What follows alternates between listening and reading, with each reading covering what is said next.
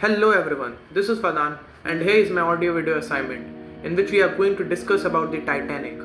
This is the incident of 10th of April 1912. On this date, RMS Titanic, world's largest and most prestigious ship, is all set for its first voyage from Southampton, England to New York. It was being commanded by 62 years old senior captain Edward John Smith. It was the world's largest ship, around 269 meters in length and more than 53 meters high. In those times, it cost $7.5 million to build the ship, which, if you take inflation into account, is equal to $400 million today. The facilities and decorations inside the ship could even leave a 5-star hotel behind. White Star Line was the name of the company that built this ship.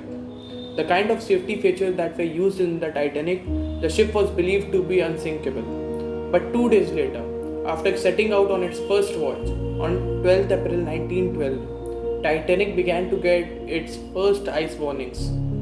The Atlantic Ocean that the Titanic was crossing to get to America was replete with ice. There were mountains of iceberg that were a danger to the ship.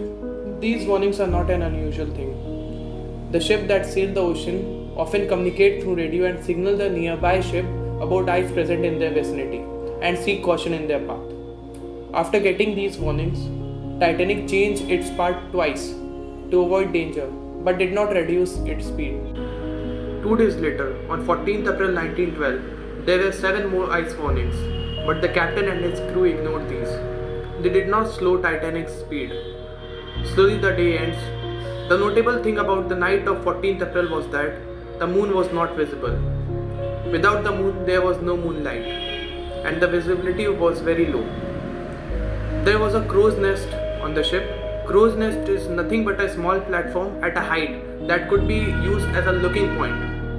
At 11:39 p.m., a man named Frederick Fleet was at top of the crow's nest. Suddenly he saw before himself a huge iceberg. He rang the bell thrice so that the people below can be alerted, and then picked up the phone and called the officers. He screamed that there was an iceberg in front of them and the ship should be stirred immediately. First Officer William heard this message and signaled the engine room that the ship should be stirred in the left direction. But unfortunately, it was too late. Just 1 minute later, at 11:40 p.m., the ship crashed into the iceberg. The iceberg was not a small one. It was as big as a football field and was so high that it was matching the crow's nest height. Titanic's front right side collided with the iceberg for around 10 seconds. The ship grazed against the iceberg and a huge dent was formed into the ship. A few seconds after the collision, Captain Smith and architect Thomas Andrew arrived at the site to see that how much damage had the ship incurred. When they saw it, they realized that the ship would sink. They were completely shocked upon knowing this. They thought that the ship was unsinkable. 20 minutes after the collision, at midnight, Captain ordered his crew to start sending distress calls over the radio. Senior radio Jack Phillips turned out to be the hero of her story. One after the other, he began sending distress calls.